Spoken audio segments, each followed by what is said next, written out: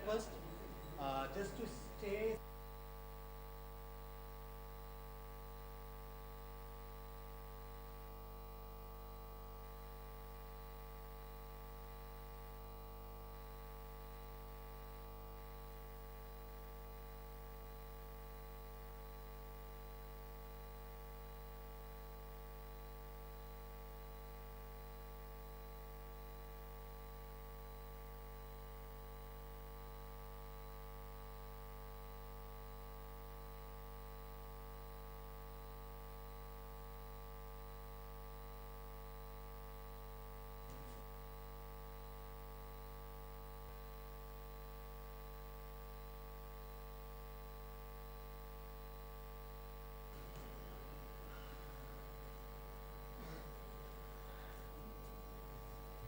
Here we are once more at a venue that holds a special place in our minds and with people whom we relate to as family and for a cause that is close to all the hearts of everyone here, that is Theosophy.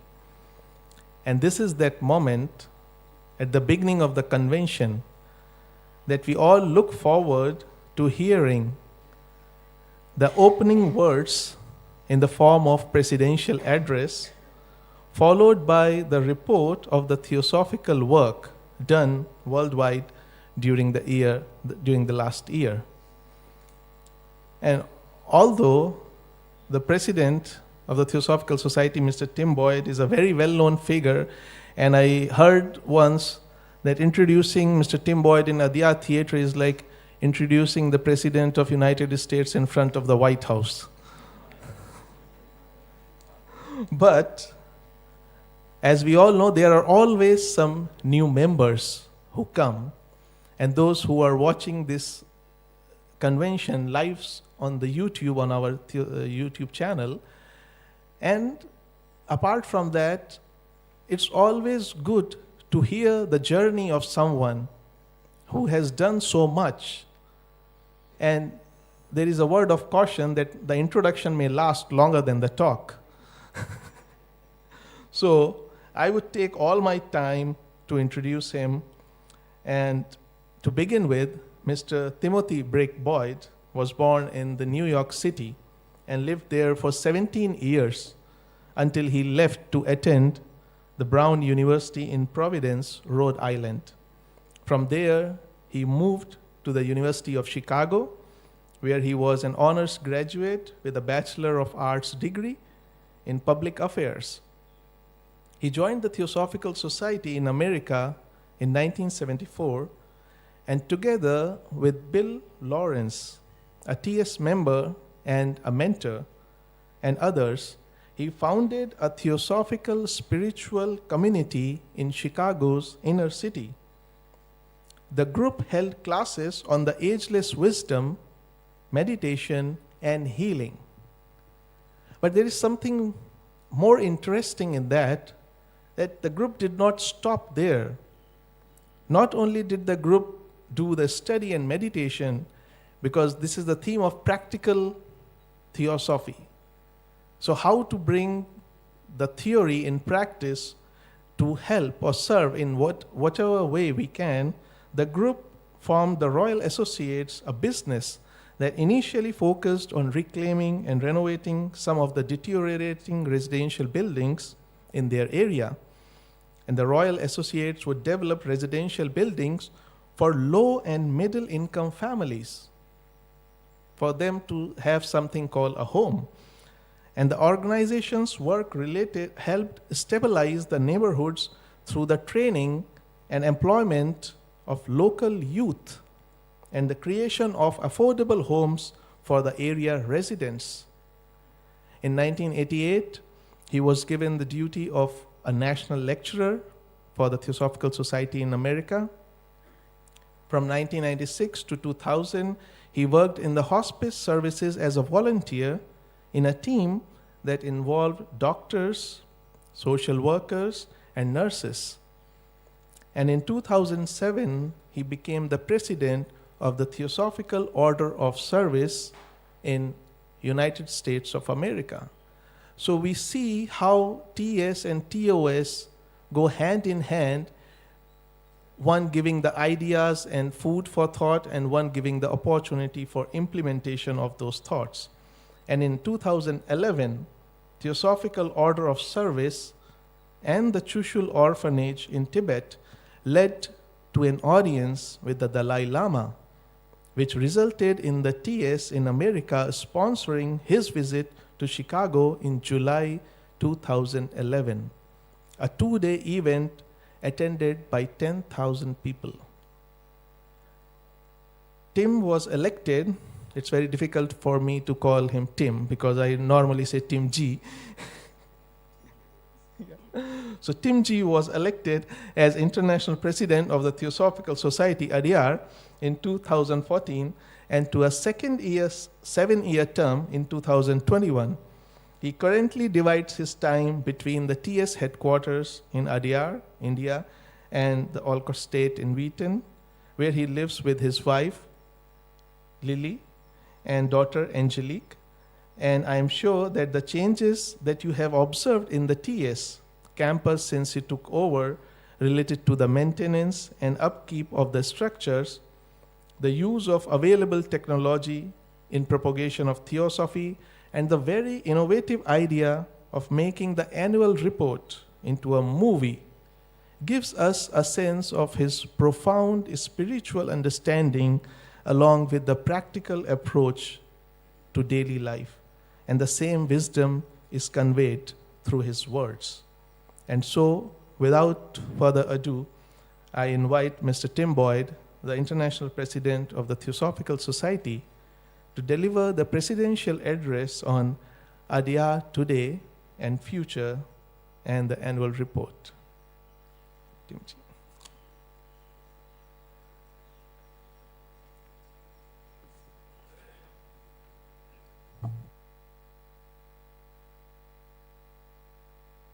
First of all, I do have to say that Shikhar is correct in the first thing that he said, that his introduction exceeds what I have to say to you.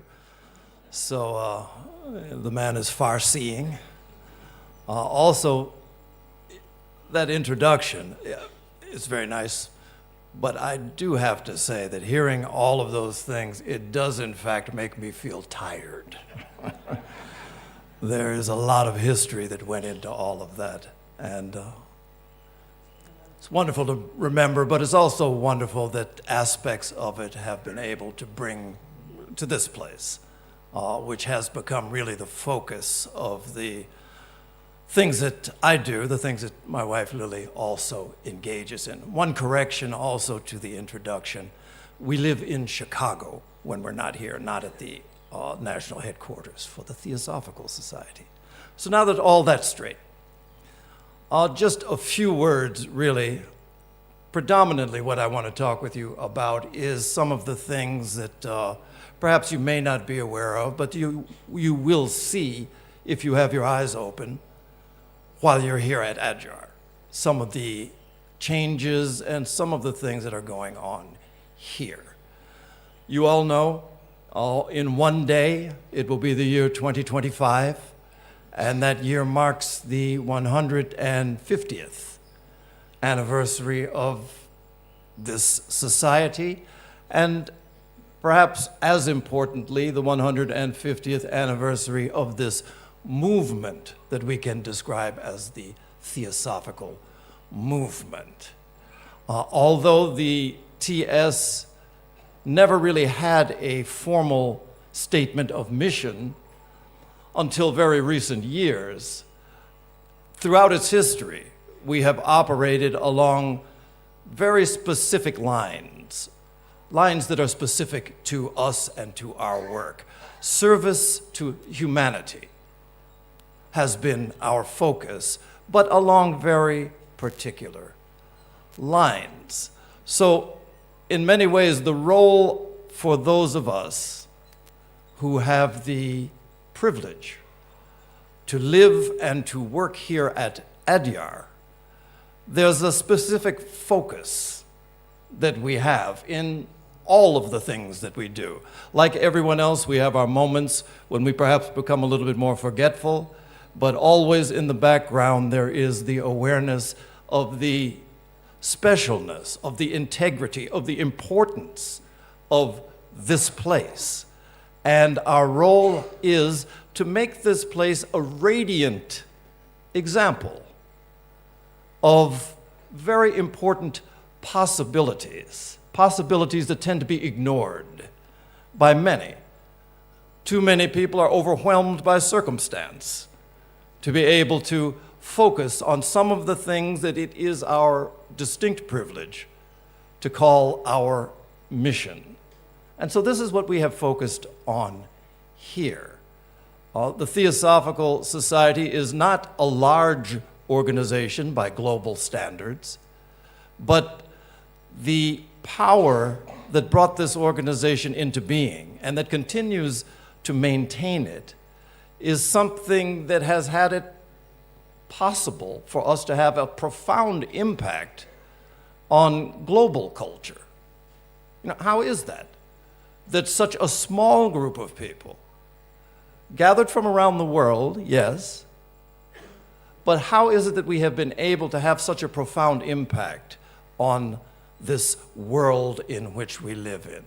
I find myself coming back to the idea over and over again, a quote that many of you are familiar with, that we should never doubt that a small group of people can change the world. Because the fact is, that is the only thing that has ever changed the world.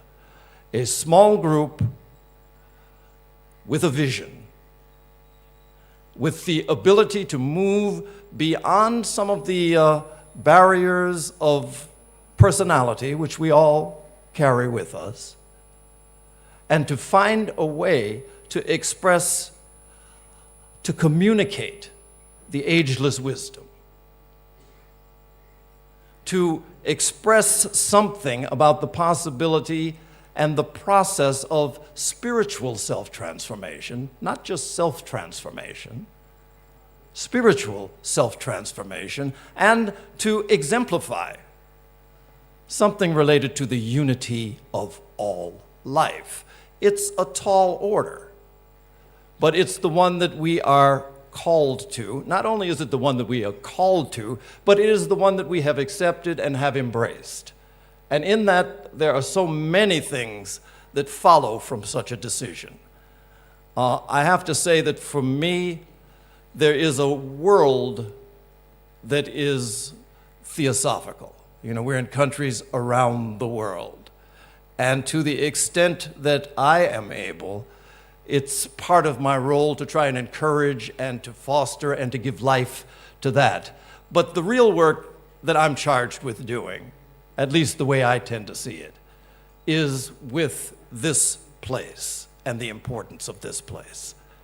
Annie Besant did not call this place the Master's home as just an idle expression. All of you who have been here, have walked these grounds, have had a chance to experience and had a chance to feel for yourself something about the nature of this place.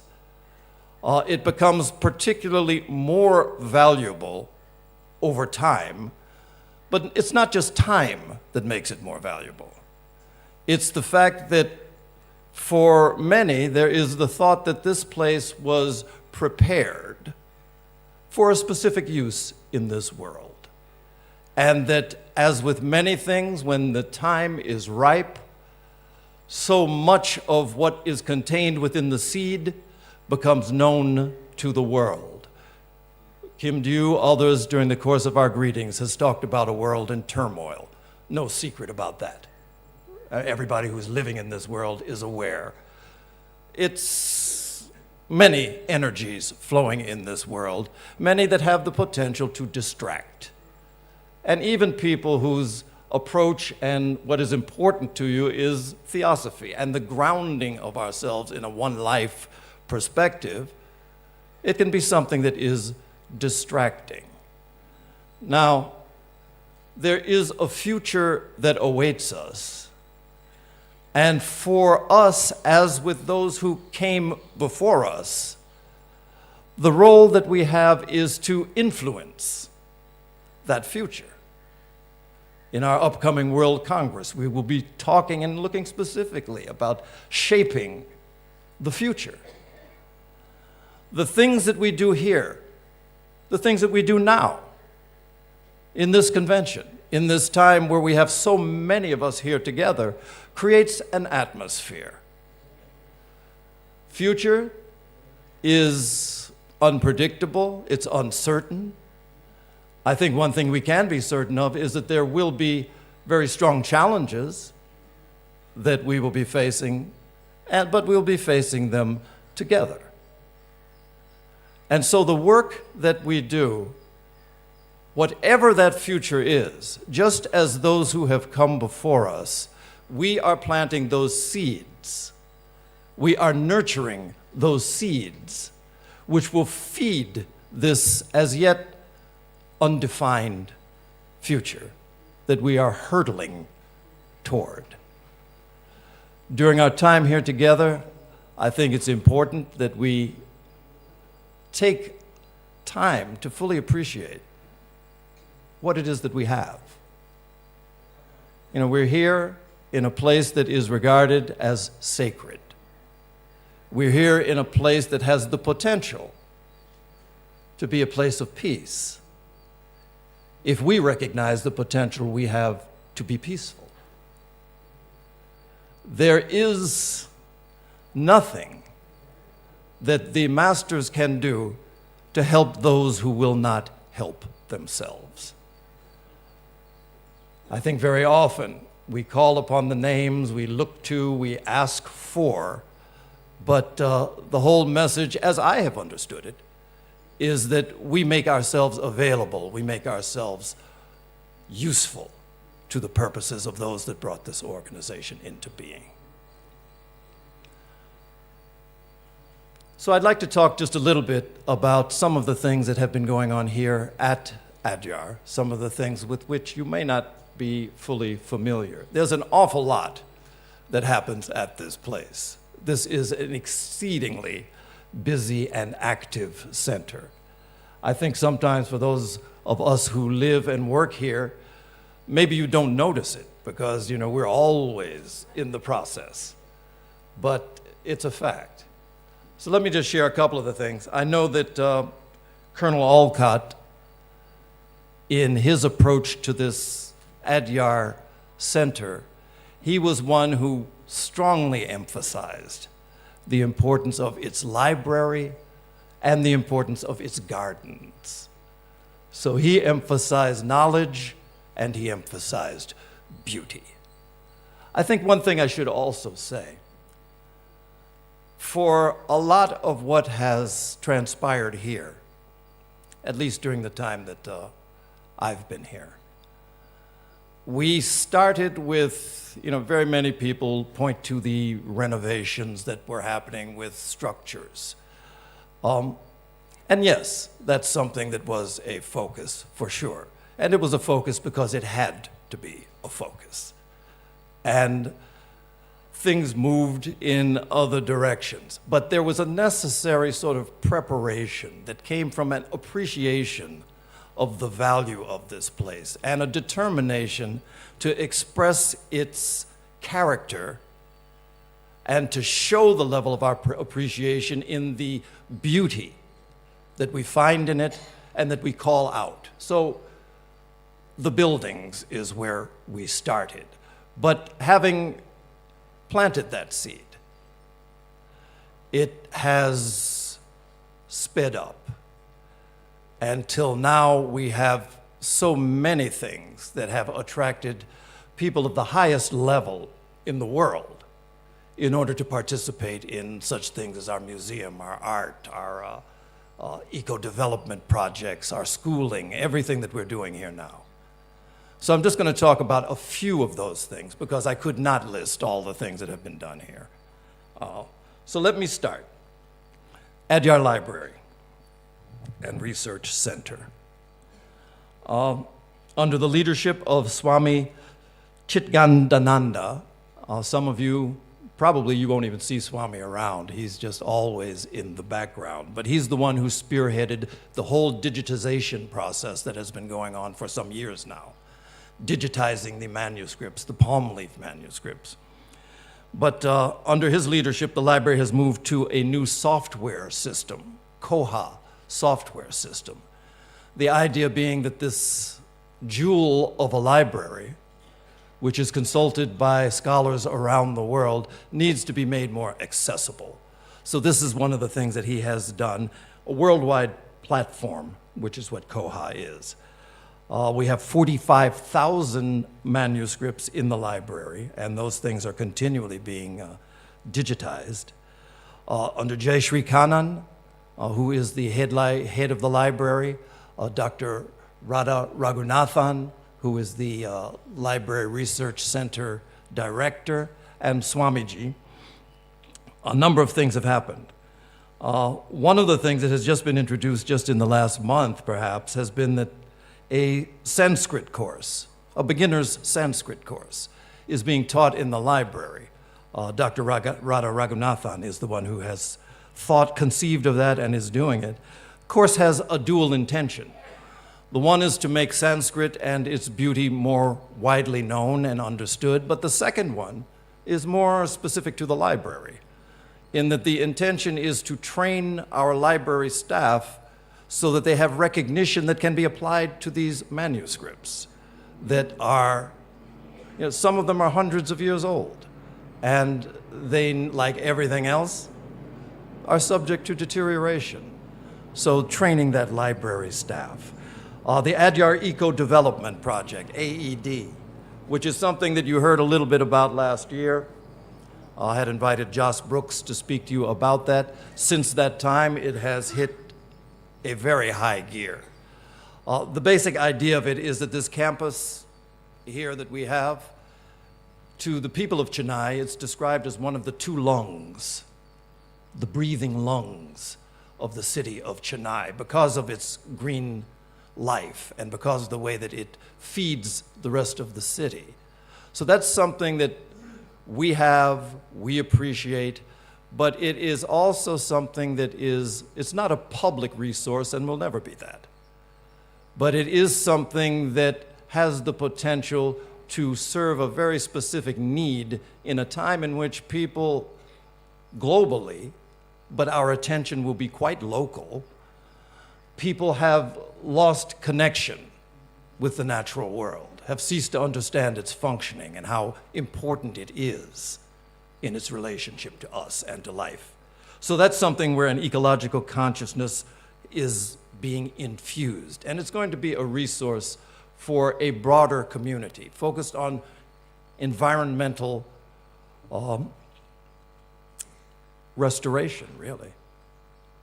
So that's something that's going. I would like for all of you who are here, as part of the program, you will see that there is a tour for the Adyar Eco-Development. I would like for you to take part in that, if you can, so that you can see some of the really remarkable resources that are being prepared for this, for the greater community to come in, to learn from, and to take out and to apply. In everything, it's about application. Olcott Memorial Higher Secondary School. The Olcott School is a school that is in its 130th year.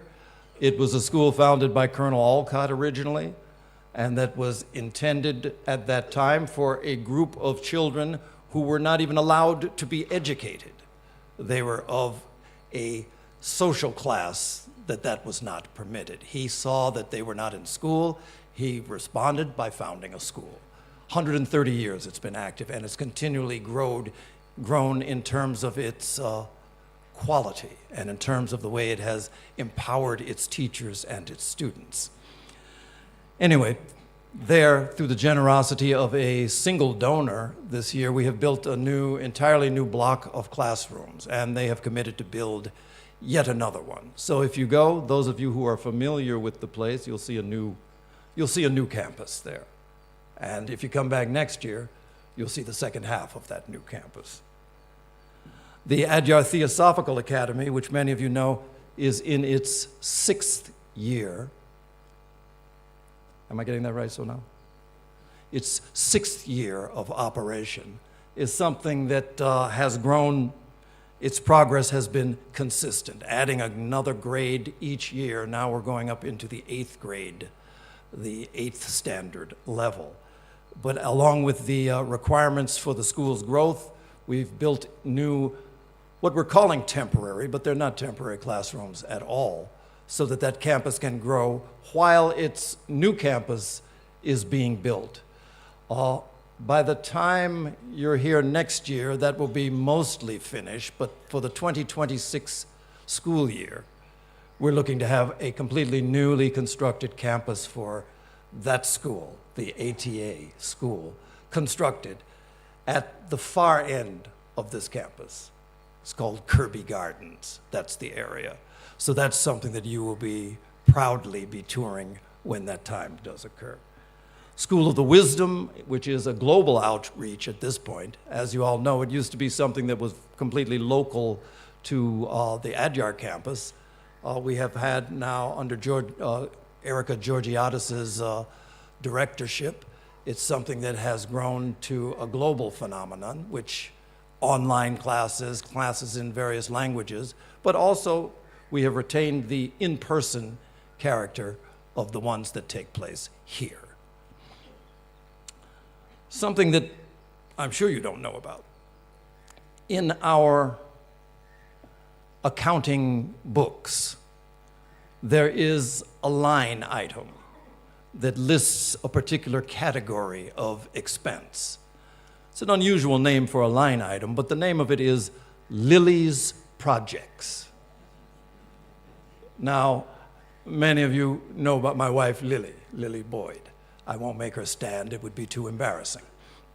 But with the help and cooperation of Theosophical Society's sections and members, over the years, they have given significant donations to upgrade this place and the functioning of this place. You know, among the sorts of things that she's been involved in the past has been, well, the restoration of, there's a temple, which probably many of you don't know about, near the main gate, Puniyama, that was in quite a state of disrepair. The reopening and the outfitting of the boys' hostel at the school.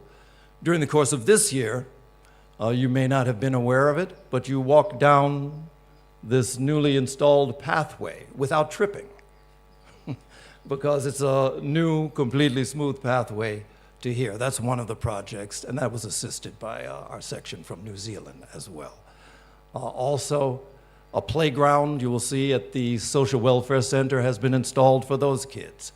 And some work has been begun to renovate the Liberal Catholic Church, which for many years has been neglected. So that falls under all of these sort of Lily projects. Art Conservation Project and Blavatsky Museum. Elif Kamisley and Bernd is over there. Bernd Jess is the head of our museum, which is a remarkable collection of things, of artwork and of objects both. But that's something that has grown really over the last year, 2 years. Just to say something about it, it's about artists from around the world, which is involved in our collection. Currently, the conservation project is focused on around 100 works, of which restoration of 100 works, of which 69 have already been completed. It's primarily painters from the Bengal school and Tamilian painters. TS has had really a historical association with art, not just in the Western world, but has been historically involved in the contemporary art movement here in India. There's a wonderful exhibit of some of the works in this museum collection that you'll be able to see when it opens today. So please, that's something you don't want to miss. It can go on, but I'll end with the Besant Memorial Animal Dispensary. How many of you have ever actually toured that? All right. For those of you who have not, I think you will find that as part of the work that we do here, you know, it's not only focused on human life forms or on the plant kingdom of nature. That really the attention to some of our lesser brothers and sisters, you could say, in the animal kingdom is something that we had an animal dispensary years ago. Unfortunately, we found ourselves with high aspirations, good intentions, but nobody here was particularly trained for the job of caring for animals or envisioning how to care for animals. I lose track of how long it's been now, but maybe 6, 7 years ago, a young fellow by the name of Shravan Krishnan. Many of you heard him when he was in a dialogue with Doug Keane last year, here on the stage. Shravan Krishnan took it over. He was about 25, 26 at the time, and I do remember having some feeling of hesitancy. You know, this is a young guy, and this is an operation that we really wanted to succeed. But the man, he wasn't unfamiliar with the field he was stepping into, and really, as it turns out, not only is he something of a visionary in this, but he's also highly skilled in his managerial and even his fundraising abilities. What has happened is this: that small little animal dispensary that we had has been transformed completely, and now is, without question, probably the best animal center of its type in all of southern India. And just to give you an idea of the scope of the work that's done there, I asked him for some numbers. Numbers I'm going to share with you are for this year. We're not talking about the lifetime of this clinic. 20,000 outpatient cases have been treated during the course of this year. 400 plus major surgeries. And you know, those surgeries include the most extreme sorts of damage and injuries, largely to animals that we would regard as strays, rescue animals. He's done all of these, they have done all of that work. 2,500 plus animal birth control procedures each year, 900 critical cases each year, road accidents, abandoned animals, animals with cancer, and it has expanded. It continues, this work continues to expand. At this point, we're doing work with wildlife in conjunction with the state of Tamil Nadu. They've asked for our expertise in helping them with matters related to wildlife. So this is just some of the things. As I said, I couldn't name all of them because it's just too much. So we will stop there, but in order to make all of these things happen, there's not one thing that I have spoken of that doesn't require the participation of all of us here at Adyar, and of the goodwill and the contributions and the thought of all of our membership as well. But this time of year, you know, when we have these conventions, it takes an enormous amount of effort on the part of the people who are here. Everybody is taxed to the limit. Although it turns out that each year we find new limits, so maybe that's not even true. But everybody has to pitch in to make something like this happen, and to make it happen in a way that it appears to be effortless. The enormous effort on the part of all of our departments will be credited at the end, but I just want to make that comment. At this point, we're going to have the film, the audio and visual report on activities of the sections around the world. About 10 years ago, you know, in a way it might have been a little bit selfish. I had the idea to make this report presented in a movie format. And in part it was because, you know, the idea of just sitting up on the stage and reading it for an hour didn't appeal to me. But this video performance, this way of doing it, has been something that has worked quite well, I think. For the last couple of years, I have been very fortunate in that one of our young Theosophist members with very deep video experience has taken it on, Hari Varma. So the production that you'll be seeing is something that he has produced. only my voice will be involved. So again, I want to thank you. I want to thank Shikhar for his introduction and welcome you to the beginnings of this wonderful time we're going to have here together. So thank you.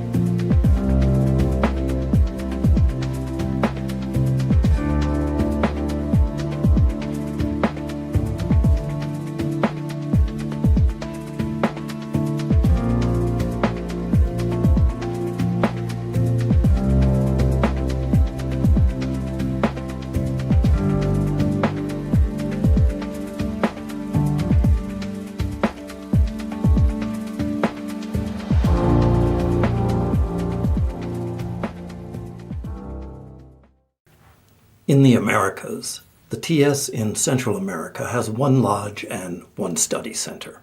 This year, the study focused on The Masters and the Path by C.W. Leadbitter, exploring the teachings on the role of spiritual masters and their influence on the path of discipleship. Additionally, an introductory course on Theosophy, based on HPB's The Key to Theosophy, was offered through the Google Meet app, providing participants with a comprehensive overview of theosophical principles and teachings. The TS in Argentina remained focused on the lodge's fulfillment of the three objects, emphasizing the unique value of face-to-face meetings. Over the year, 8 books were edited and printed in Spanish, including works by N. Sriram, H.P. Blavatsky, and Annie Besant, while 3 titles were re-edited, such as Evolution of the Higher Consciousness by P. Sender.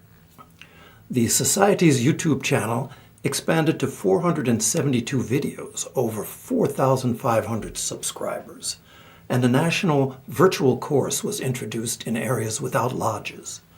2 major events took place at the San Rafael Theosophical Center. The 57th Summer School in February focused on anthropogenesis with 76 attendees, and the Winter School in July on karma. Additionally, in October, a weekend program titled Searching for the Meaning of Life was held in San Lorenzo, engaging members from various regions in deep study and reflection on the Mahatma letters to AP Sinnet. The TS in Bolivia focused on strengthening fraternal bonds, studying core texts, and expanding outreach. The Society now has 6 branches in La Paz and Cochabamba, and centers in Santa Cruz, Tarija, and Oruro.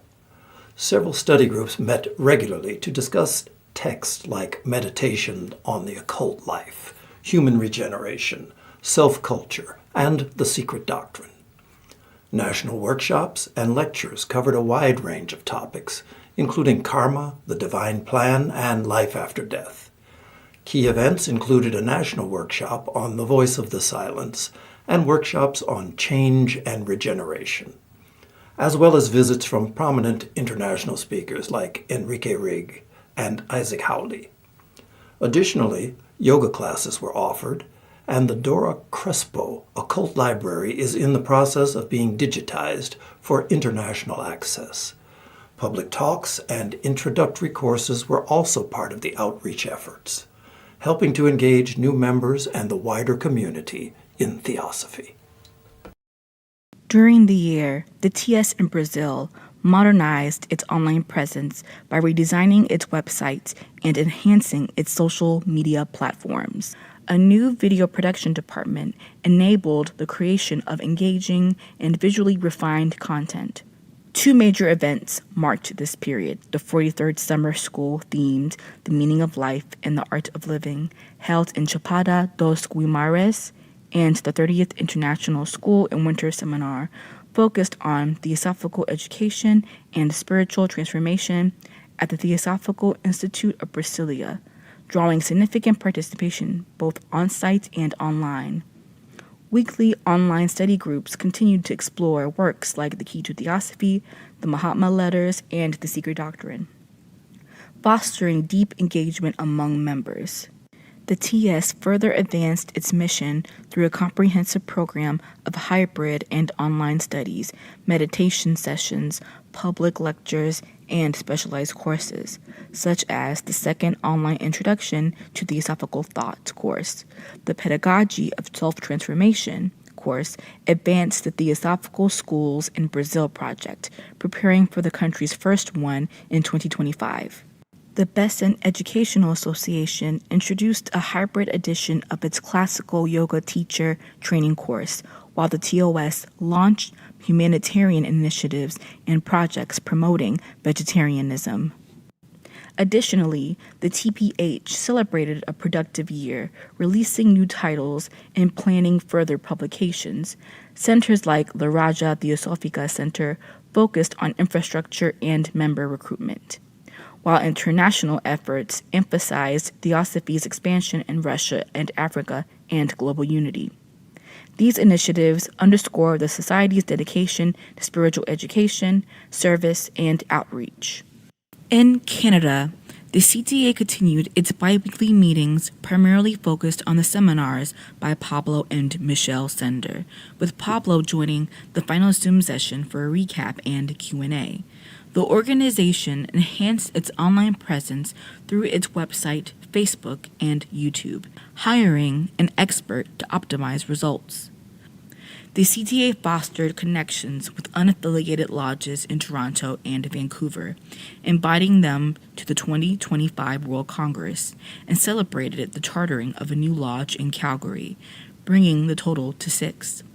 Across Canada, members studied a range of theosophical texts, including The Secret Doctrine, the Bhagavad Gita, and works by I.K. Tammany, Pablo Sender, and Annie Besant. Looking ahead, the CTA focus will be on preparing for the 2025 World Congress and continuing its efforts to expand its membership and improve the transmission of theosophical teachings throughout Canada. The TS in Chile conducted its activities during the year ending 30th of September 2024 under the motto Practical Brotherhood, A Path to Peace. Public events included 6 lectures and introductory courses on theosophy, both in person and online, resulting in increased engagement and 12 new members. Lodges such as Arundhati, Amor, and Santiago held regular meetings focusing on texts like The Key to Theosophy by H.P. Blavatsky and The Science of Yoga by I.K. Tomany, along with hosting public lectures. The Education Department, led by Ana Gloria Bustos, organized workshops, study groups, and a public lecture series with notable attendance. Efforts to digitize the library and remodel its space were supported by generous donations of equipment and books. A new regional study group was established following online courses for participants outside the capital, and promotion via social media platforms further broadened outreach. The Colombian section actively engaged in both virtual and in-person activities across its lodges. Spinoza, Sol, and Toulouse lodges operated exclusively online, while Arco Iris Lodge combined formats, attracting members from Argentina and Spain, and Medellin Lodge hosted in-person sessions. Efforts to expand study groups focused on Bogota and extended to Medellin, Pasto, Palmyra, and Ecuador via virtual platforms. Key studies included The Secret Doctrine, The Key to Theosophy, and I.K. Tomany's Man, God, and the Universe, fostering comparative exploration of theosophical themes. Plans are underway to reactivate the Brahma Vidya School and Theosophical Dissemination Fund in 2024, including introductory courses and expanded outreach. The group Encounters with Krishnamurti continued virtually with support for in-person meetings at the headquarters. The magazine Selección Teosófica was distributed virtually, promoting comparative studies and aiming for future physical editions. Catalina Izaza Cantor and Armando Mota Zapata played key roles in international and regional theosophical activities, contributing to lectures, workshops, publications, and youth initiatives. The Society advanced its mission through sustained efforts in dissemination and study on local, national, and international levels. The activities of the TS in Costa Rica during the year showcased dedication to study, teaching, and fraternity, despite challenges. The Virya Lodge celebrated 120 years of continuous work, held 46 sessions, 14 virtual, and continued studying key texts such as the Key to Theosophy and the 7 Schools of Yoga. The Shakti Lodge conducted a 10-week introductory course of Theosophy on the Key to Theosophy and fundamental teachings. Dharma Lodge focused on the study of texts like Light on the Path and At the Feet of the Master, alongside community-building activities, like an excursion. Helena Blavatsky Lodge studied works by H.P. Blavatsky and others, emphasizing topics like anthropogenesis and the paramitas, and hosted study sessions for the Mahatma letters. Special celebrations such as Annie Besant Day, Founders Day, and White Lotus Day were organized collaboratively with lodges. The Presidential Agency facilitated events like the Winter School on Self-Transformation and study groups exploring practical applications of theosophical teachings. Despite membership decreases, the lodges maintained stability and worked to foster fraternity, while emphasizing the process of self-transformation and theosophical dissemination. Due to very serious social and economic crisis in Cuba, The Cuban section has been undergoing many difficulties to perform its duties and work. The Atma Lodge in the Dominican Republic celebrated significant events, including White Lotus Day and the initiation of new members, while participating in activities with the Inter-American Theosophical Federation. Courses such as Theosophy for All, workshops on myth and consciousness, and the ongoing study of the Compendium of the Secret Doctrine were highlights. Notable seminars like Internal Life and lectures by Dr. Isaac Howley and others focused on self-knowledge, meditation, and theosophical teachings. Weekly healing rituals, the study of key theosophical texts, and collaborative efforts with Nueva Aurora Lodge advanced their mission to explore and disseminate theosophy. The Nueva Aurora Lodge complemented these efforts with their study of Ernest Wood's The Seven Rays and Joffrey Barborca's The Divine Plan, alongside monthly talks and weekly gatherings to promote theosophical studies. With 24 active members, they continued to collaborate on virtual and in-person initiatives. The Mexican section operates through lodges and study centers, both in person and via Zoom, enabling participation across the country and beyond due to Mexico's large geographical size and the limited number of centers. These lodges focus on various topics, including the Secret Doctrine, facilitated by the lodges Damodar, Moria, and HPB, the Bhagavad Gita, Evolution of Higher Consciousness by Aura, the Ocean of Theosophy, and various esoteric studies by Tananzi, Shiva, and Luz de Oriente. Despite challenges such as health issues among members and leaders, activities have continued, including weekly theosophical talks, a workshop on karma and relationships led by Dr. Isaac Jowley, and the School of Theosophy in October 2023 on the nature of the mind, facilitated by Mexican speakers. These events were recorded and shared on platforms like YouTube and Facebook. Communication is maintained through multiple channels with a special recognition to the OTS in Mexico for its contributions. The TS in Puerto Rico focused on reviving physical attendance at Sunday conferences, organizing events like Founders Day, Adyar Day, and White Lotus Day, and hosting a workshop on evolution of the higher consciousness. Efforts were made to improve facilities, including reorganizing the library and repainting. Despite challenges in regaining post-pandemic participation, both regions are progressively fostering in-person engagement. Study lodges have shown satisfactory results, and there is ongoing collaboration between the two centers.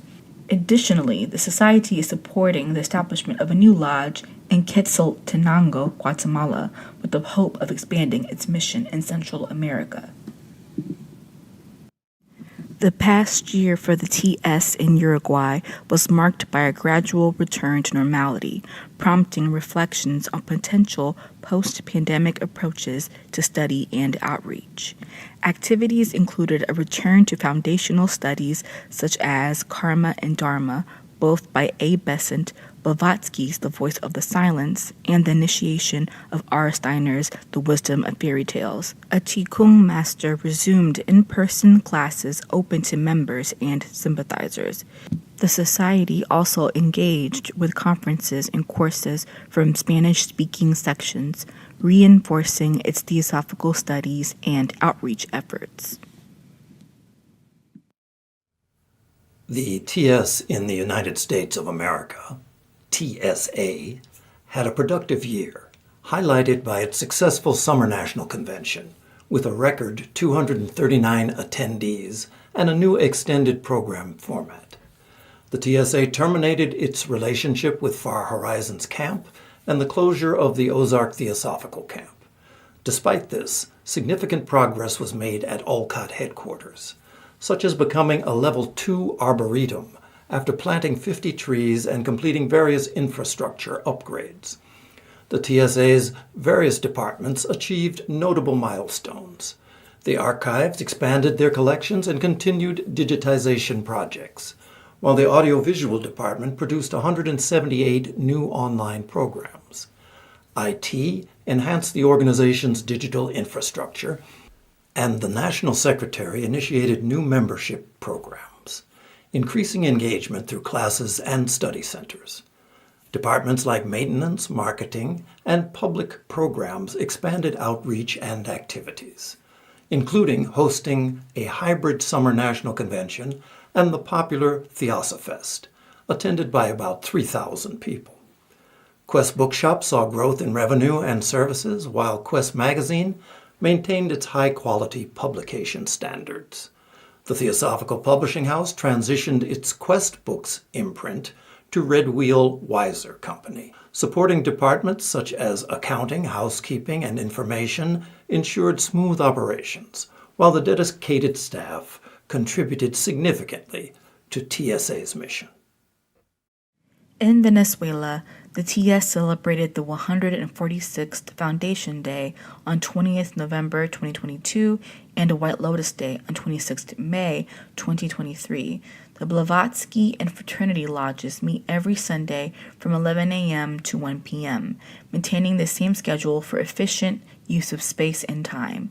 During the year, members studied A los pies del maestro, La voz del silencio, and Luz en el sendero. Efforts focused on spreading theosophical thoughts, including an exchange with the Sao Paulo brothers. On 23 August 2023, Juan Carlos Sanchez presented a master conference, The Theosophical Society, 2 Centuries of Evolution, at the Pythagorean Lodge in Sao Paulo, Brazil. Weekly meetings also included collective meditations for world peace, fostering fraternity and philosophical study. In the Asia-Pacific region, the East and Southeast Asia Presidential Agency reported steady growth for the year ending 30th September 2024, primarily due to the remarkable expansion of the Chinese project team under the Singapore Lodge.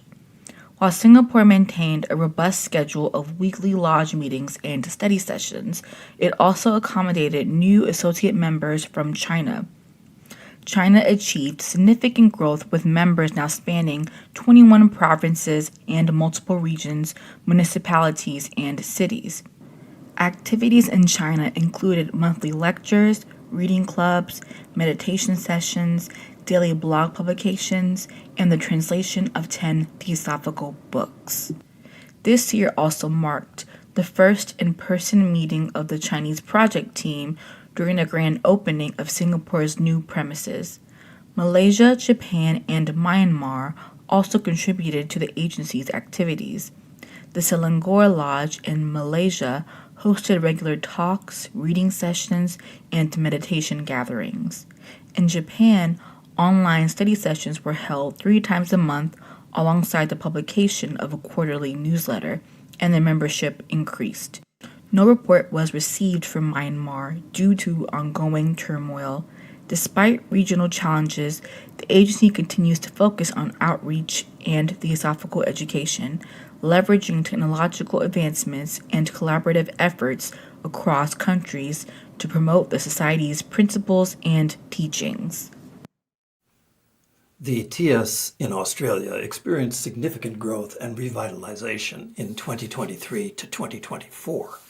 Key highlights included a visit by International President Tim Boyd, speaking at the Australian Convention in Perth, and touring several TS lodges, energizing the community. The development of a national strategic plan aims to increase membership by 5% over the next 3 years, with a special focus on engaging young theosophists. The National Journal, Theosophy in Australia, underwent a redesign under new editor Walter Mason, and the Springbrook TS Education and Retreat Centre in Queensland appointed new managers to support its sustainable growth. Additionally, the Executive Committee appointed various committees, including those for education, finance, and the Retreat Centre, to better support the section's ongoing activities. The national headquarters and TS centres across Australia continued to thrive with volunteer support and new initiatives.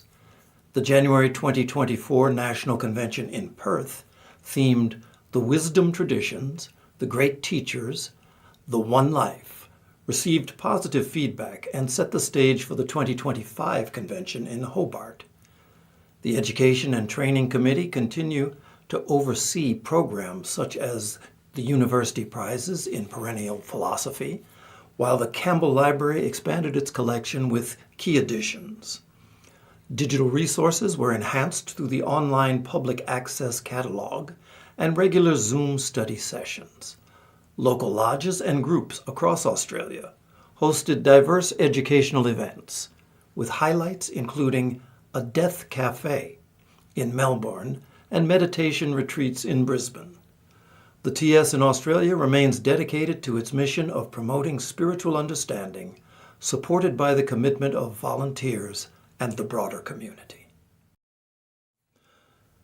The TS in India achieved significant milestones during the year ending the 30th of September 2024. The most notable accomplishment was winning a long-standing legal battle regarding the ownership of a 17-acre property in Varanasi, a process initiated in 2018. This success, secured after overcoming legal and personal threats, reinstated the Indian section's rightful claim to the land after 117 years. Membership growth was another highlight, with a net increase of 1,275 members, bringing the total to 13,506. The abolition of admission fees and annual dues contributed significantly to this growth. Online lectures on theosophical topics, including 103 sessions organized by Pradeep Mahapatra, gained widespread participation. Additionally, the fourth Dr. Radha Bernier Award for the Theosophist of the Year was presented to S.G. Sanath Kumar for his lifelong contributions to theosophy. The section's infrastructure and administrative initiatives also progressed. A temple was completed near the Rohit Metas Hostel, and work on an amphitheater is underway. The Bharat Samaj temple, made of marble, will be consecrated in October 2024. Additionally, land adjoining the ropeway station was leased, generating revenue, and a large property was leased for redevelopment, with provisions for the section's bookshop and dispensary. Publications remained a priority, with monthly issues of the Indian Theosophist in English and Hindi, and a quarterly e-newsletter, Insight, gaining regular circulation. Members are preparing for the 12th World Congress in Vancouver, with 104 participants finalized. Despite some ongoing challenges, such as compensation claims for land acquisition in Varanasi, the Indian section continues to thrive, focusing on outreach, infrastructure, and strengthening its spiritual and educational initiatives. The past year in the New Zealand section was marked by both challenges and significant accomplishments, reflecting a commitment to theosophical values and spiritual inquiry. Despite instances of disharmony, progress was made in program development, drawing renewed interest and new members. A key highlight was the January 2024 Summer Convention in Christchurch, focusing on the theme of the soul's journey. The new hall in Christchurch symbolized resilience, rising from the earthquake-damaged building of a decade ago. The School of Theosophy in April, led by Australian speaker Barry Bowden, garnered positive feedback, and a subsequent nationwide tour further enriched members' experiences. Events like the Immersion Weekend and Theosophical Sundays offered diverse opportunities for study, while framed presentations of the Society's 3 objects were distributed to centers. The section also made contributions to Adyar's art restoration and infrastructure projects. Despite a slight membership decline, the section, now re-registered under new legal requirements, continues to support its 10 branches and affiliated centers with dedication. In Philippines, during this period, the section transitioned away from pandemic-era online activities, while continuing midweek meditation sessions to train facilitators and engage the public. The first in-person national convention since the pandemic was held in November 2023 in Cagayan de Oro, themed Wisdom in Action, Catalyzing Theosophical Growth, with 50 to 60 attendees, despite a strong earthquake. Other events included on-site public talks in January 2024, White Lotus Day with international online participation, the Visayas Mindanao Federation Convention in June 2024 in Bacolod amidst a Canlon volcano eruption, and an August self-transformation seminar at the national headquarters. Efforts to improve technology and communication included the launch of Wisdom with Ferds, a bi-monthly discussion group aiming to produce a publication for lodges. Youth engagement was vibrant, with members participating in international events, while TOS activities expanded, with Golden Link College opening a new campus in Bulacan. Lodges like Manila, Rizaliana, and Godea celebrated milestones, with Godea Lodge marking its 31st anniversary through seminars, a vegetarian buffet, and outreach. Publications such as the Philippine Theosophist, Theosophical Digest, and Peace Ideas continued, while dormant lodges were reactivated and hybrid setups were tested to expand participation. In Africa, the East and Central African section is comprised of Kenya, Uganda, Tanzania, and Zambia. Over the years, the section has faced a decline in attendance and theosophical activities due to economic challenges, political instability, and poor governance.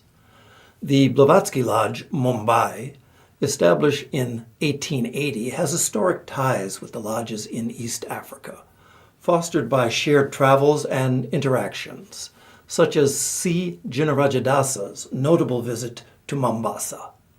This relationship was recently renewed when Arni Narendran of the Blavatsky Lodge, Mumbai, visited Nairobi Lodge in June of 2024, emphasizing goodwill and collaboration.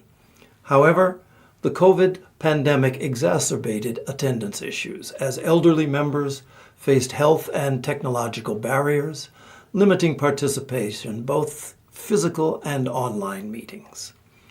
Efforts to attract younger members have been challenging, with economic pressures and organizational struggles hindering the lodge's growth and sustainability. The lodge's activity levels vary, with Nairobi, Kitwe, and Nile Lodge holding regular or semi-regular meetings, while Dar es Salaam Lodge has remained inactive, except for its TOS contributions.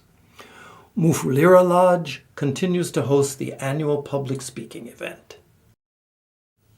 The South African section has faced challenges in recovering to pre-2020 attendance levels at lodge meetings, though efforts to maintain consistent participation have resulted in an average of 12 members per meeting.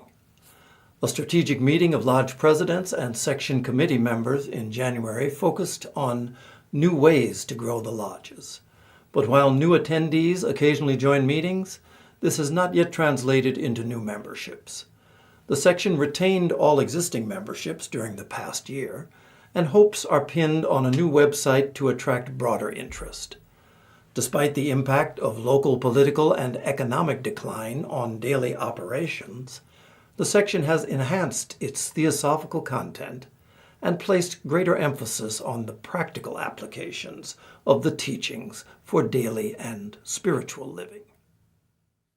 Founded in 1891, the Theosophical Society in Austria faced significant challenges during the year, including the closure of the Vienna Lodge, Alkion, on October 6th. Currently, there are 2 active lodges in Austria. The Blavatsky Lodge in Graz has a new board working effectively, while Johannes Lodge in Linz remains a small but active group. Weekly lectures and bi-monthly study groups for young people are organized, along with 3 annual study weekends in Ulrichsburg. Since March 24th, the leadership has emphasized a return to core theosophical works and the three objects of the Theosophical Society. Recent difficult experiences have helped foster a deeper understanding of true brotherhood, and there is a strong commitment to fraternal exchanges with other theosophical groups, particularly in German-speaking countries. The future of the organization looks promising.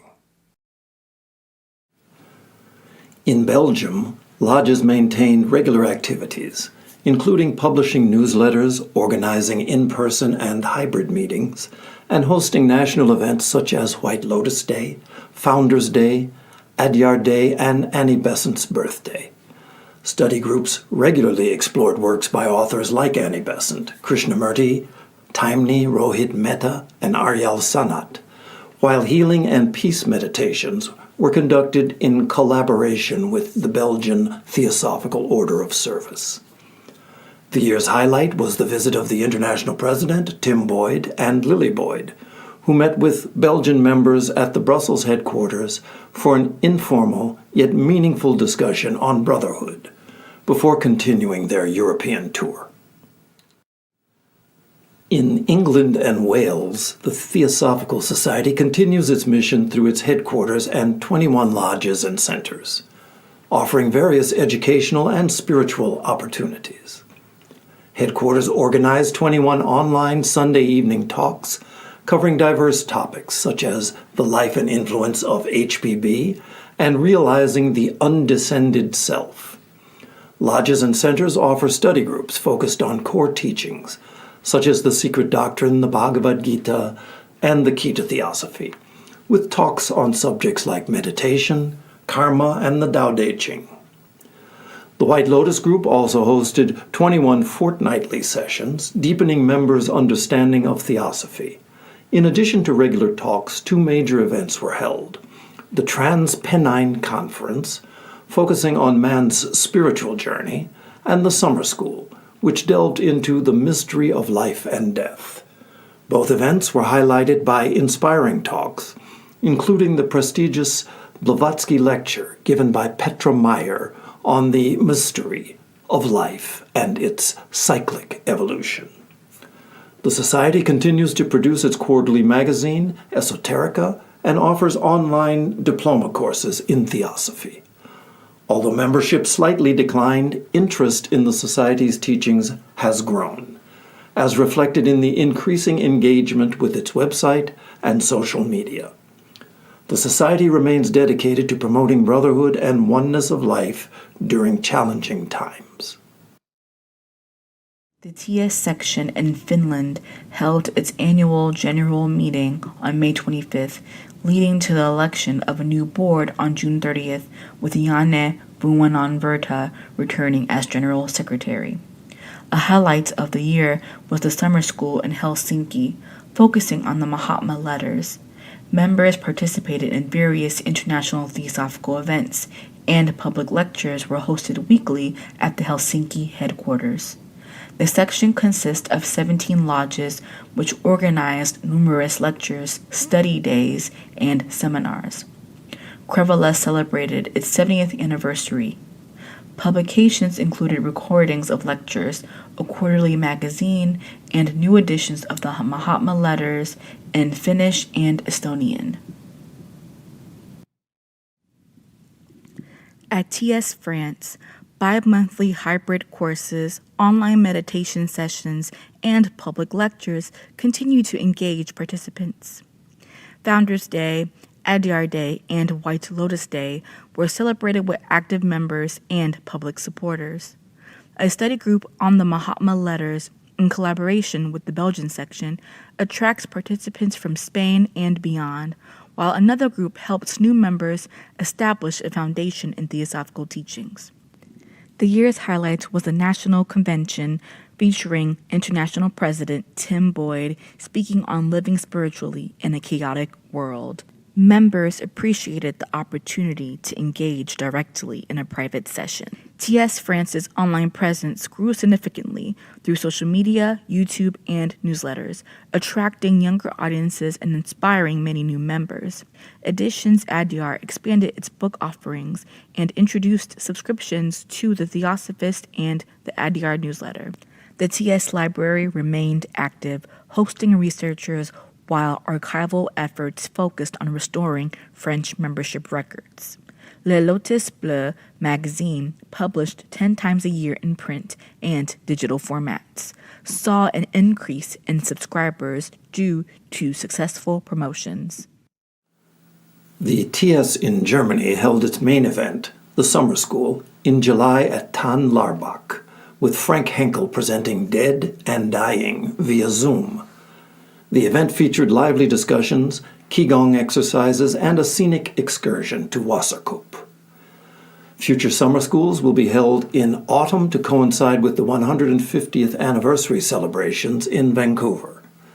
In addition to this, regular group meetings and monthly online sessions continue to attract members from Germany, Austria, and Switzerland, with growing participation due to high-quality speakers. Membership has slightly decreased, and members remain active in various TOS-related activities. The Adyar magazine is published 3 times a year, and German authors within the TS, including Peter Michel, Anja Schreiber, Gabrielle Franklin, Manfred Emmer, and Katharina Michel, continue to contribute their works to meetings and online platforms. In Greece, the TS elected Erika Georgiadis as the new General Secretary. All lodges conducted lectures and study sessions focused on the Society's core objectives, celebrating Foundation Day, White Lotus Day, Adyar Day, and the summer solstice. Fundraising for headquarters renovation in Athens led to upgrades to the lecture hall, kitchen, refectory, and library, with further improvements needed. The Society also renovated an apartment for rental in central Athens. The Greek Theosophical Publishing House updated its offerings, including a revised edition of Practical Occultism, and plans for other major publications. The magazine Ilios is now distributed electronically. Portuguese artist Homa Sipe designed a new membership certificate, and a key focus of the new General Secretary is encouraging in-person interactions at TS events. The Society mourned the passing of former General Secretary Alexandros Bouselengas on the 11th of August, 2024, holding memorial service in his honor.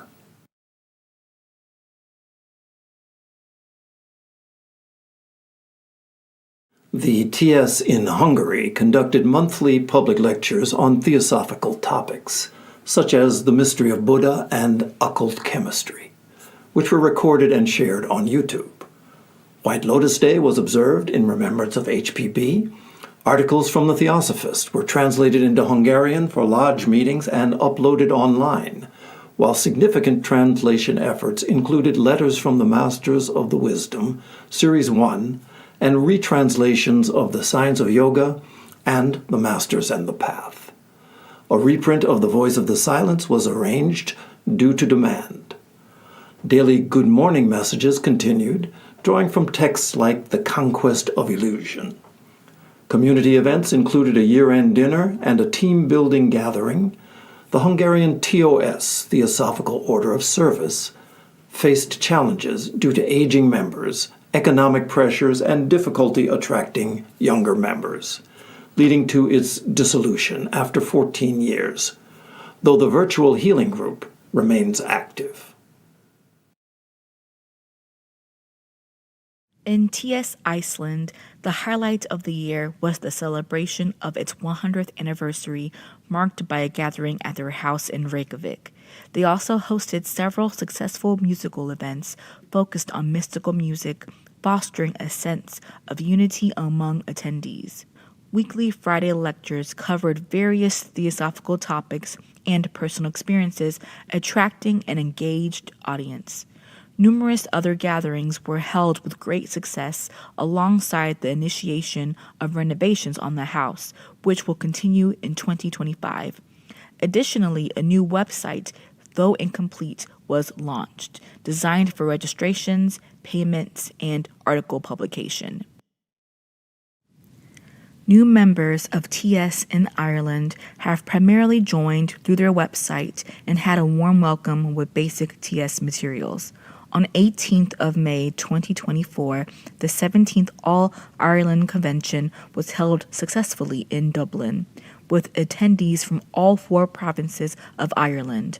The theme, Practical Theosophy and the Joy of Service, was presented by Organizing Secretary Marie Harkness, followed by Q&A and refreshments.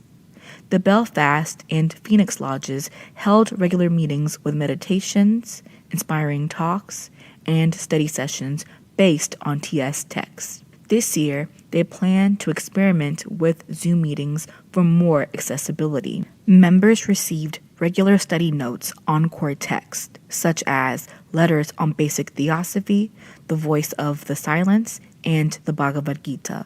Overall, it was a successful year.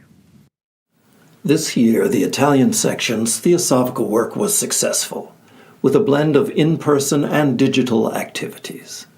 2 new books in Italian were printed, and a conference on economy, society, and care in human relationships took place in Vicenza during the Festival of Relationships. A silent retreat in Abano Terme was held, and an Italian delegation attended the 148th International Convention in Adyar. The 2024 Theosophical Seminar in Ascona had significant participation, and Tranti Kim Dew gave a lecture in Milan. International President Tim Boyd visited in June, and the young Theosophists continued their translation work and podcasts. The Italian Theosophical Society's website attracted significant interest, with over 150 new entries and regular updates. The monthly newsletter has over 3,900 active users, and the Society's social media presence on Facebook, Instagram, and YouTube continues to grow, with the YouTube channel reaching over 4,000 subscribers. The Wednesdays with the TS initiative was successful, consistently attracting 60 to 100 participants. The Society maintains strong connections with the International Theosophical Society and the European Theosophical Federation, with active members on key international committees. The work of the Theosophical Order of Service has expanded. The Italian section remains committed to the principles of theosophy and universal brotherhood. In the Netherlands, the TS and the International Theosophical Center, ITC, at Naarden collaborated closely this year, organizing a variety of events through a unified activities committee. Highlights included thematic days like the Autumn Day on Karate Do and the Secret Doctrine, and the workshop on end-of-life care, which drew significant interest. A youth conference and Young Theosophist Day focused on engaging younger participants, while the Dutch Language Summer School and Introductory Day catered to local members with accessible content. The annual members' meeting marked a leadership transition, with Ingmar de Boer succeeding Wim Lees as General Secretary. Meditative retreats, traditional Friends Days, and presentations on topics such as yoga philosophy enriched the year's offerings, emphasizing inclusivity and deeper exploration of theosophical principles. The only active local group of the Theosophical Society in Norway is the Stroman local group, with a few solitary members also affiliated. After a period without Zoom availability, the local group has resumed offering meetings online. Regular meetings were held throughout the year, covering various subjects and speeches. The TS in Portugal maintained its regular activities throughout the year, including celebrating traditional commemorative days significant to its history. Both in-person and online sessions were held, with at least 3 well-attended public sessions monthly, offering a variety of formats such as public talks and discussion groups. The Portuguese section's website remained a key resource for information about its history and activities, complemented by a regularly published newsletter and increasing engagement through social media platforms. Lodges and study groups also continued their work consistently, fostering participation, collective inquiry, and efforts to attract new members and supporters. The TS in Russia achieved significant milestones, including achieving the status of a regional association on 17th of November 2023. This achievement reflects years of collaborative effort by members across the country. The Society organized 4 key events combining online and in-person participation: the All-Russian Congress in Moscow, the conference in Kemerovo, the forum in Smolensk, and the seminar in Makirivka. Each event highlighted unique themes such as practical theosophy, universal intelligence, and spiritual health, featuring lectures, roundtables, and cultural activities. Additionally, online programs flourished with weekly lectures, studies of foundational texts like The Secret Doctrine, and international collaborations. The Russian School of the Wisdom continued to explore the Mahatma letters, while the Light of Truth Lodge held roundtable discussions on diverse theosophical topics. The Society advanced its digital initiatives, enhancing the Theopedia online encyclopedia with translations, comparative studies, and resources related to H.P. Blavatsky's work. Publications included restored editions of From the Caves and Jungles of Hindustan and Gems from the East, alongside preparations for the final volume of W.Q. Judge's collected writings. A project featuring daily short videos of aphorisms was completed, and new media channels on YouTube, Telegram, and other platforms expanded outreach. Through these endeavors, the Society maintained its focus on education, research, and dissemination of theosophical teachings, fostering a vibrant community across Russia and beyond. The membership in Scotland remained stable. While there was a very slight fall, interest in theosophy in the Glasgow area is increasing, and it is hoped that our membership shall increase over the next 2 years. After a short recess, Glasgow Lodge has resumed their regular theosophical study group. Organizing Secretary Gary Kidgel gave a presentation entitled Theosophical Principles and the Spiritual Path, followed by group discussions at the AGM. The 3 lodges and the study group are functioning well, providing talks and study discussion groups for members. Theosophical Society in Slovenia, TSS, has 5 lodges and 2 study centers. One of the lodges directly attached to Adyar joined the society last year and became the 5th lodge. The work takes place at the theosophical meetings in the lodges and also meetings once a week via the Zoom platform. This mode is preferred for the future so that members from all lodges can attend the meetings. 31 meetings have been held. All Memorial Days were organized and celebrated at the society level. The birthday of Annie Besant was celebrated via Zoom, and all the others were celebrated with physical gatherings. TSS issues the magazine The Theosophical Thought, for now only in digital format, and also has its own website. This year, the Spanish section had the privilege of hosting the international president during the last week of June, along with regular activities such as public lectures, courses, seminars, and meditation retreats. Members attended public lectures in Arjona and Madrid, with opportunities to meet and discuss the work of the Society. Spain's sister section, Portugal, organized an online conference titled Theosophy in Times of Uncertainty, with good participation from both countries, enhanced by simultaneous Spanish translations of all lectures. In December, the 17th edition of the retreat in Malaga, conducted by Tranti Kim-Dew, focused on the 4 Bodhisattva vows, inspiring and enriching many participants. Additionally, Pablo Sender spoke on the practical aspects of studying the secret doctrine, with nearly 100 attendees at the school.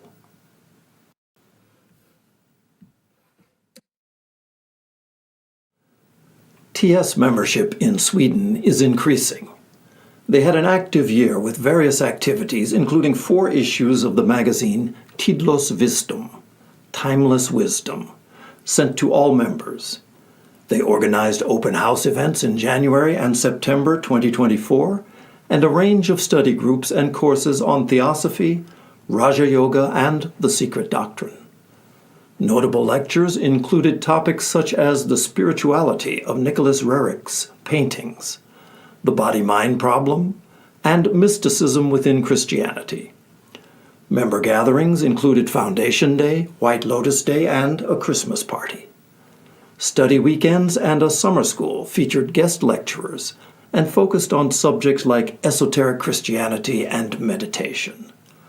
The bookshop in Stockholm operated regularly with monthly book presentations. Online activities are also robust, with an active website, Facebook group, and YouTube channel for spreading lectures. Additionally, the Swedish section continues to support the Mango Tree School project in Goa, India. The TS in Switzerland experienced a dynamic year in 2024, with activities spanning 4 Swiss cantons. Highlights included the inauguration of the renovated Geneva Lodge, now a hub for international and academic conferences, and notable events such as the European Seminar, the International Theosophical History Conference, and retreats in Ascona. Study meetings continued across lodges in Ascona, Geneva, Lugano, and Zurich, covering classical theosophical texts and diverse themes like meditation, literature, and spirituality. Public lectures and conferences, including visits by international figures, fostered interest in theosophy, with Geneva's new premises becoming a focal point for gatherings. Cross-collaborations, such as the partnership with the Archivio Luigi Periclet, further enriched the Society's cultural and educational offerings. Regular meetings, public outreach, and international participation underscored a collective commitment to theosophical principles and universal brotherhood. The work of the Society in Ukraine took place on a regular basis, taking into account the special conditions of the war. It has 7 branches and 1 inter-regional study center. Unfortunately, contact with members living in Crimea, Yalta, has been completely lost. The work has been done mainly online for almost 5 years, but the General Secretary has visited branches and conducted seminars in Kyiv, Zhytomyr, Dnipro, and Odessa. All working groups had regular meetings. The TOS works most actively in cooperation with TOS centers of other countries of the world. This year, the TOS Secretary from Spain, Mr. Alejandro Bueno Lantero, visited the TS in Ukraine. Gratitude to all for the support to Ukraine. There is an active all-Ukrainian public theosophical lecture hall, School of Lecturing Skills, scientific group, and Department of Education. Social networks are being actively developed. 4 electronic magazines are published, one of which, translations of articles from the Adyar magazine, was launched this year. Since its revival in 2022, the World Federation of Young Theosophists has engaged young members globally through study groups, meditations, and creative initiatives. Programs include book discussions on At the Feet of the Master and Practical Occultism, weekly meditation sessions, and a monthly astrology study group.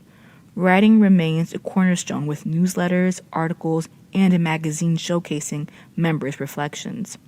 WFYT has also launched a leadership program for preparing young theosophists for lodge roles and a children's book featuring member-contributed art. Key gatherings include the 2023 Youth Gathering in Adyar, which marked WFYT's centennial with workshops and discussions on Annie Besant's spiritual life, and the 2024 gathering in Bawali, India, where 26 participants explored core theosophical concepts under the guidance of Shikhar Agnihotri. The board, publicly introduced in November, is focused on sustaining projects and expanding membership, now at 220 active members. The international gathering in Adyar in December 2024 themed Creation and Care of Sacred Spaces and led by Kurt Leland. Through these efforts, WFYT continues to promote thought, service, and deeper engagement with theosophy worldwide.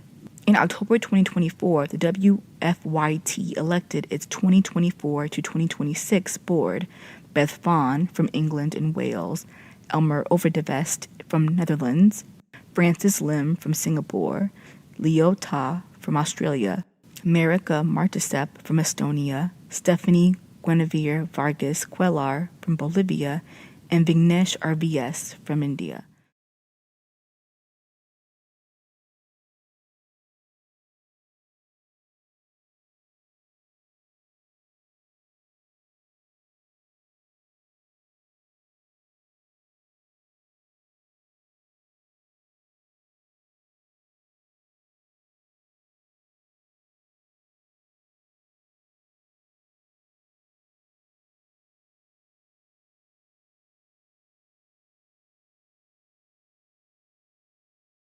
Value of joy in self-transformation.